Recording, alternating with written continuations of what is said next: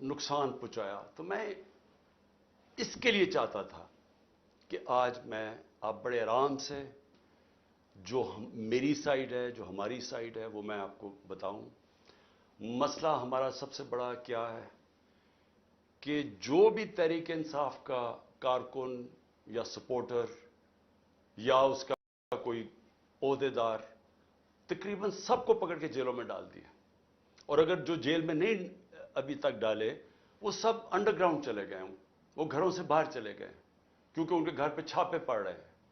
تو اس لیے میرا پورا انفارمیشن لینا مشکل بھی ہے اور مجھے دیر بھی لگتی ہے.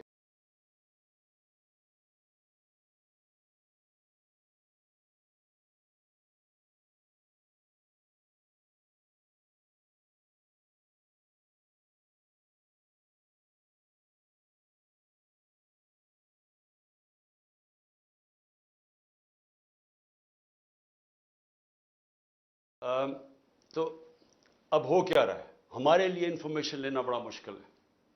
ہمیں اتنا پتا ہے کہ 25 ہمارے لوگوں کو شہید کیا گیا گولیاں مار کے. کتنے 100 لوگوں کو, اب تک کوئی فگر ہے 700 لوگ, جس میں سے کئیوں کو گولیاں لگی ہوئی ہیں. مسئلہ ہمارا یہ ہے کہ ہمیں انفارمیشن آ نہیں رہی, گورنمنٹ دے نہیں رہی انفارمیشن.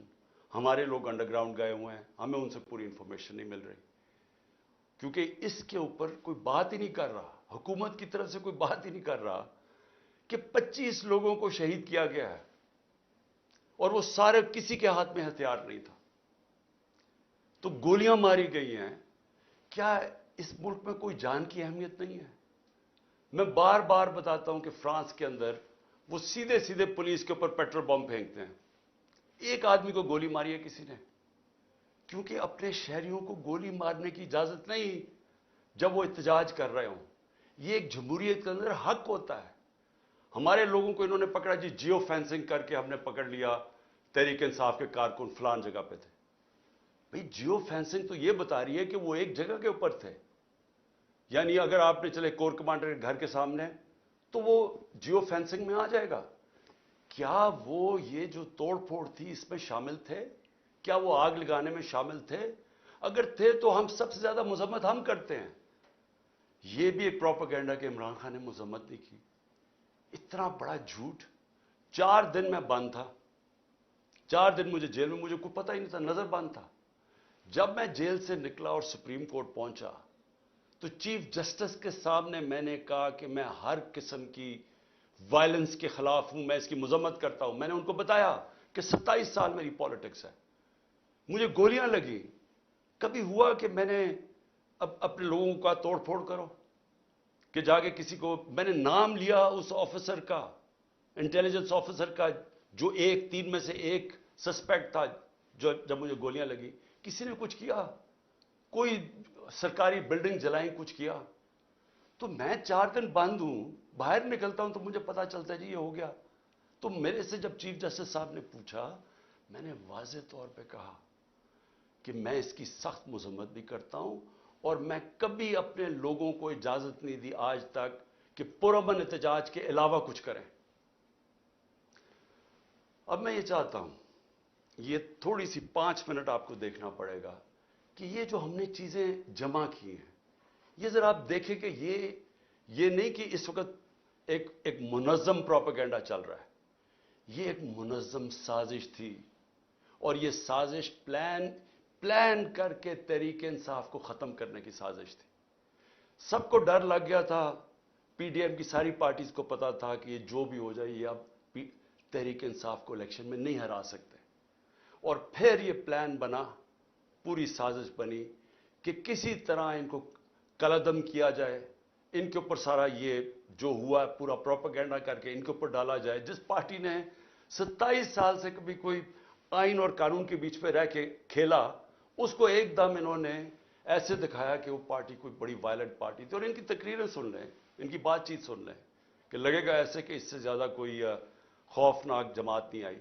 وہ جماعت جس کے اندر عورتیں اور بچے ہوں, وہ جماعت جس کے جلسوں کے اندر فیملیز آئیں, وہ جماعت جس کی پروٹیسٹ پہ فیملیز آئیں, وہ کبھی انتشار کرے گی؟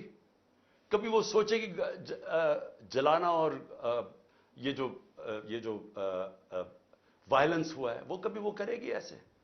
تو میں چاہتا ہوں کہ یہ ایک تھوڑی سی 5 منٹ کی فلم ہے، یہ ضرور دیکھیں کیونکہ ہم نے یہ کمپائل کی ہوئی ہے۔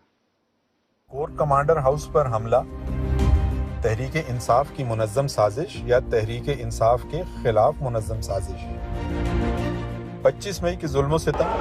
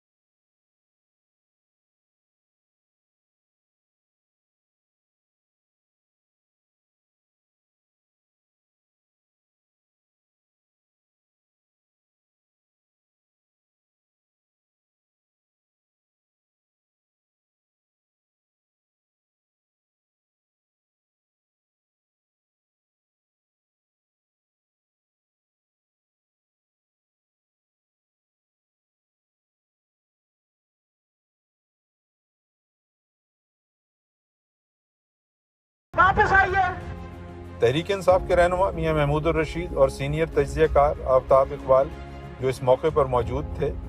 پروٹیسٹ ہم نے تو پرامن پروٹیسٹ کا اعلان کیا تھا۔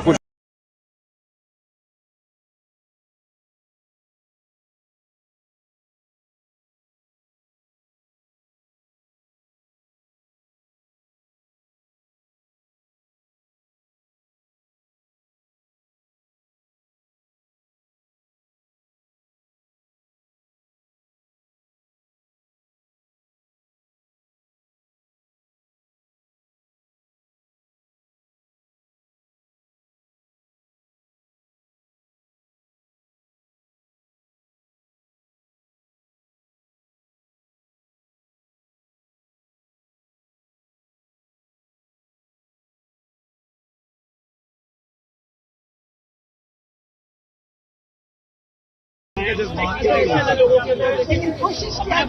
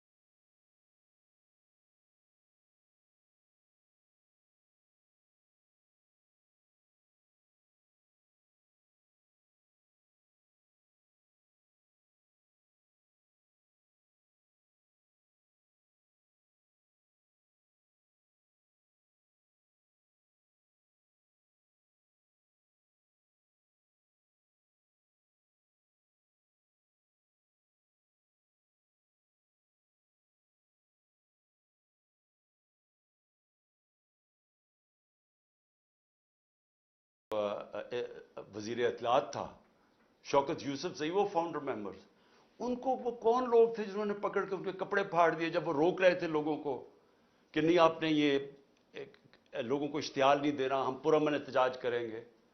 तो वो कौन लोग थे? हर जगह से एक ही खबरें आ रही हैं। वहां मियाँ वाली में वो लोग बड़े फख्र से वो जहाज, उसको जहाज चौक कहते हैं, तो वो जो सेबर जेट लगा हुआ है बड़े फख्र से लोग उसको देखते हैं।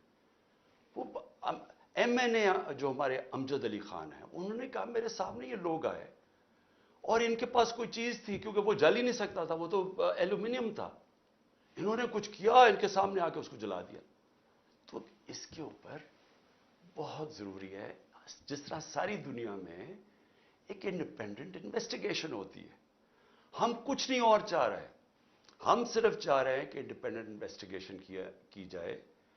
और मैं आज जितनी मुझे इंफॉर्मेशन है, और मेरी 27 साल की पॉलिटिक्स है, यानी मैं इसको कहता हूं 27 साल की इंसाफ की तहरीक की जद्दोजहद है, जहाद है। मैं ये चाहता हूं कि एक जब भी ये इन्वेस्टिगेशन होगी, मैं अभी आपके सामने पेशन गोई करता हूं कि निकलेगा क्या।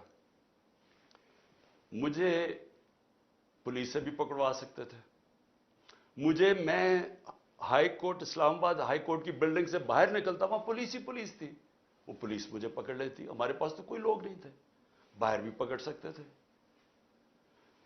क्या जरूरत पड़ी थी कि मैं वहां बैठा हूं, तोड़ फोड़ करके, जिस तरह अटैक किया रेंजर्स ने, जिस तरह लोगों को मारा, वकीलों को मारा।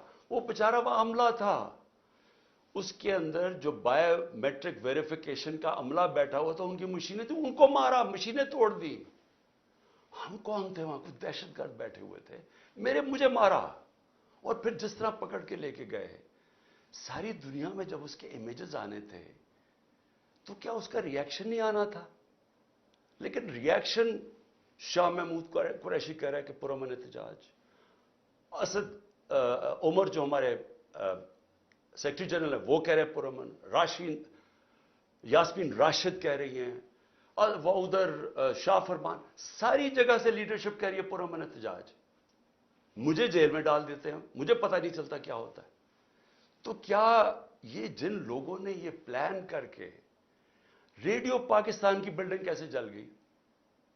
एहतजाज तो कहीं और हो रहा था, उधर कौन पहुंच के किसने बिल्डिंग जला दी? CCTV कैमराज हैं इधर। वो जो आदमी इश्तिहाल दिलवा रहा है लोगों को कोर कमांडर के घर के बाहर, और जैसे ही लोग अंदर जाते हैं खुद भाग जाता है। इनकी तो आप नादरा के डेटाबेस में आप उसको पता चल सकता है वो कौन आदमी था। तो क्या कोई किसी किस्म की कोई इन्वेस्टिगेशन के बगैर एक वन साइडेड कंट्रोल्ड मीडिया के ऊपर प्रोपेगेंडा चल रहा है? मुझे पकड़ा, इंटरनेट सर्विसेज बंद की, सारे मीडिया के ऊपर कंट्रोल कर लिया, और कंट्रोल्ड मीडिया के ऊपर पहले से वन साइडेड प्रोपेगेंडा चलना शुरू हो गया कि PTI ने कितना जुल्म किया। मौका ही नहीं दिया हमें अपना मौका पेश करने के लिए, सबको पकड़ के जेलों में डाल दिया। मैं अकेला जो सुप्रीम कोर्ट के बाद जब मुझे रिहा होता हूं, पहले मुझे 3 घंटे इस्लामाबाद हाई कोर्ट के अंदर बंद कर देते हैं कि जी रास्ता ही नहीं साफ। वो अगर वो रात के 11 बजे मैं वहां से निकलता हूं, हालांकि फैसला 6 बजे आ गया था, मैं बैठा हुआ वहां। उसके बाद हमारे लोगों को, हर किसी को पकड़ लेते हैं। मैं ये सवाल पूछता हूं कि किस दुनिया में ऐसे होता है कि सारी सीनियर लीडरशिप को पकड़ लिया? वो भी जो लोग कह रहे थे कि पुरअमन एहतजाज होना चाहिए, उनको भी पकड़ लिया। वो लोग जिन्होंने हमेशा बात की कि हम PTI आइन और कानून के बीच में रहना चाहते हैं, सारे आज जेल में हैं, सारी सीनियर लीडरशिप जेल में, ये छुपी हुई है। और फिर कारकुनों को पकड़ लिया, लेकिन कारकुनों को नहीं सिर्फ पकड़ा, जो भी सपोर्टर्स थे उनको पकड़ लिया। यानी ये इंतहा थी कि पिछली इतवार को हमने, तहरीक इंसाफ ने एक कॉल दी कि पाकिस्तान को बचाओ, आइन को बचाओ, पाकिस्तान बचाओ। इसके ऊपर लोग अपने प्लेकार्ड्स पकड़ के आइन बचाओ पाकिस्तान बचाओ खड़े हैं, उनमें से लोगों को पकड़ के ले गए। कभी औरतों से, मैं ये बार बार कहता हूं, कभी औरतों से ये जुल्म नहीं किया जो हमने इस बारी देखा कि किस, यानी प्लान करके औरतों को जलील करना। पुरअमन एहतजाज, آئین ہمیں حق دیتا ہے, ہم کہیں بھی احتجاج کر سکتے ہیں. آئین نے یہ نہیں کہا کہ آپ ادھر احتجاج کر سکتے ہیں, ادھر نہیں کر سکتے. کہیں بھی پاکستان کے اندر ہم احتجاج کر سکتے ہیں اگر ہم سمجھیں کہ کوئی ناانصافی اور ظلم ہو رہا ہے. یہ ہمارا حق ہے, یہ آئین ہمیں حق دیتا ہے. یہ کہہ رہے ہیں جی کہ جو بھی پی ٹی آئی کا وہ آئین بچاؤ ملک بچاؤ پہ کھڑے ہوئے ہیں ان کو بھی پکڑ کے جیلوں میں ڈال دیا. ورکرز کو کیا کہہ رہی تھی, جیو فینسنگ ہم نے کی, وہ لوگ وہاں کھڑے ہوئے تھے. لوگ اگر پرامن احتجاج کر رہے ہیں تو وہ کون سا قانون توڑ رہے ہیں, اس پہ پکڑ کے لوگوں کو اندر ڈال دیا. لوگ نکلتے ہیں, جیل میں سے نکلتے ہیں, عدالت جاتے ہیں, بیل ملتی ہے, پولیس کھڑی ہوتی ہے, پھر جیلوں میں ڈال دیتی ہے.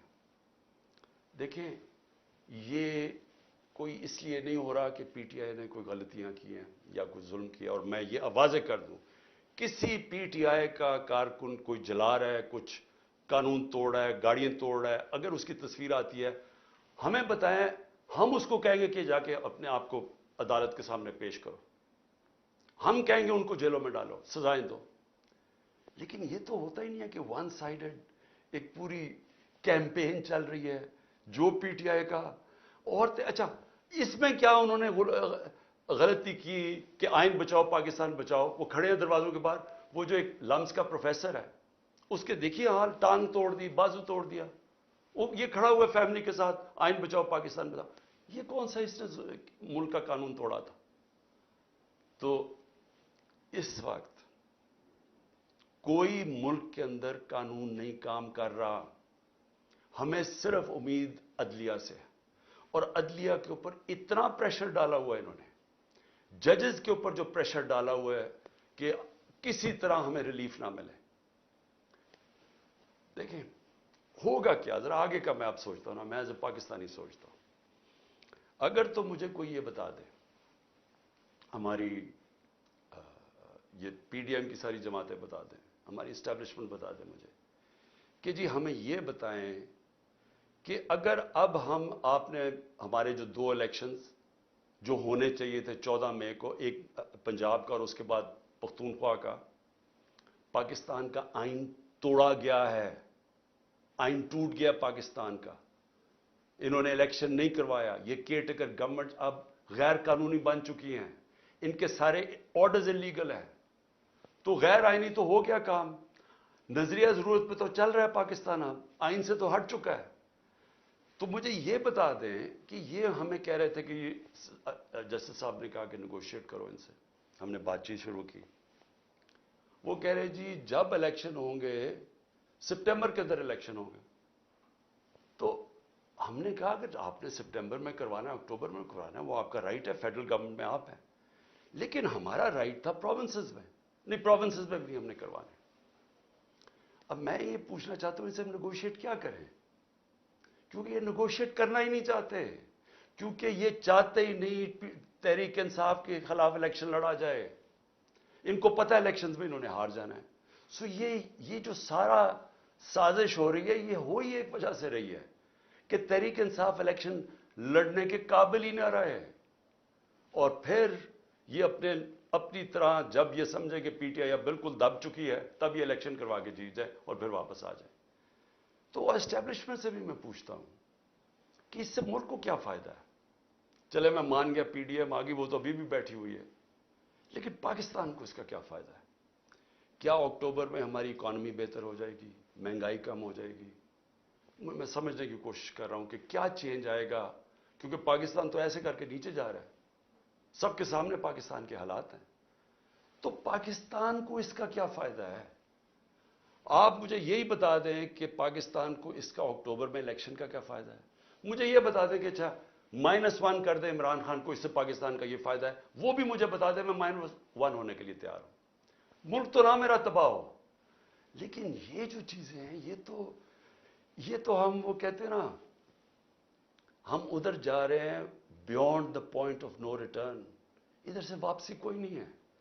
جب ایک ملک کا آئین ٹوٹ جاتا ہے, جب ملک کے سپریم کورٹ کے فیصلے نہیں مانے جاتے, جب ہائی کورٹ فیصلہ کرتا ہے کہ جی عمران ریاض کو یا پروڈیوس کرو اور اس کو نہیں دیا جاتا, اس کو سامنے عدالت کے نہیں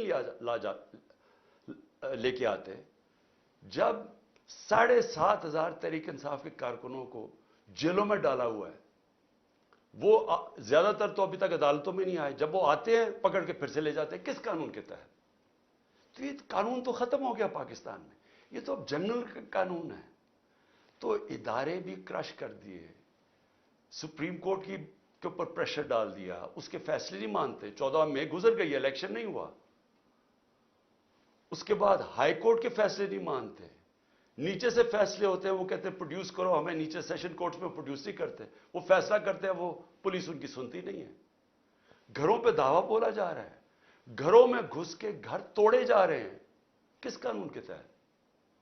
لوگوں کے گھروں کے اندر گھستی ہے پولیس، سب گھر توڑ کے، اچھا اگر وہ جس کو لینے جائے اگر وہ نہیں ہے تو اس کے رشتہ داروں کو پکڑ لیتے ہیں، عورتوں کو پکڑ کے لے جاتے ہیں۔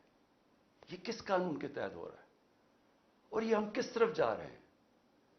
تو یہ ایک پارٹی کو ختم کرنے کے لیے ہم سارے اپنے ملک کو تباہ کر رہے ہیں، کیونکہ قانون، رول آف لا جب ایک ملک میں ختم ہوتا ہے وہ ملک تباہ ہو جاتا ہے، اس کو بنانا ریپبلک کہتے ہیں۔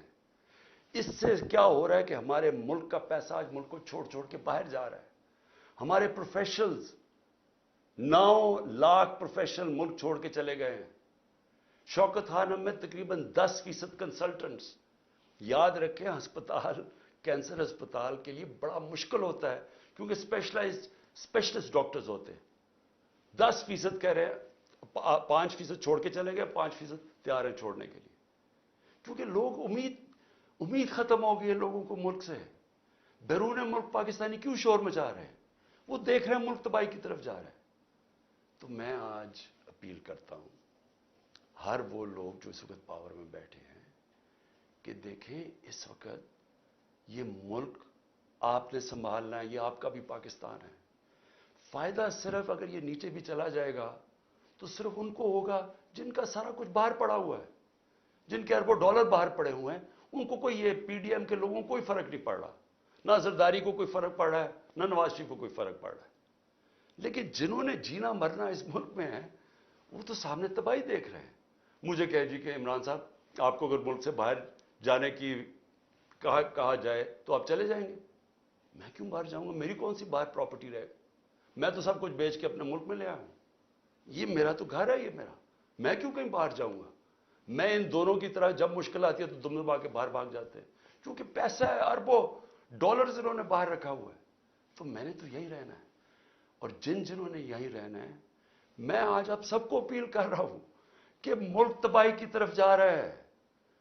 قانون جس ملک کا ختم ہوتا ہے، انصاف کا سسٹم ختم ہوتا ہے، جس ملک میں جنگل کا قانون آ جاتا ہے جو آ گیا ہے، جس ملک کے اندر آئین ختم ہو جاتا ہے، جس ملک کے اندر کمزور کے لیے کوئی سننے والا نہیں ہوتا اور طاقتور جو مرضی چاہے کر لیتا ہے، وہ ملک تباہ ہو جاتے ہیں۔ حضرت علی کا قول ہے کفر کا نظام چل جائے گا، لیکن ظلم اور ناانصافی کا نظام نہیں چل سکتا، یہ نہیں چلنے لگا، یہ کوئی نہیں سنبھال سکے گا۔ تو ابھی بھی ایک ہی راستہ ہے، جو بھی میری بات سن رہے ہیں میری یاد رکھیں، وہ پاکستانی ہے جس کو اللہ سب کچھ دے بیٹھا ہے، جس کو پرائم منسٹرشپ دیکھ لی ہے، اس سے زیادہ پیار عوام کا دیکھ لیا ہے۔ میں ان سب کو یہ کہہ رہا ہوں کہ صرف ایک راستہ باغے، صاف اور شفاف الیکشنز کروائیں، وہ شروع ہوگی ہماری فائٹ بیک اس ملک کو اس دلدل سے نکالنے کے لیے۔ شکریہ۔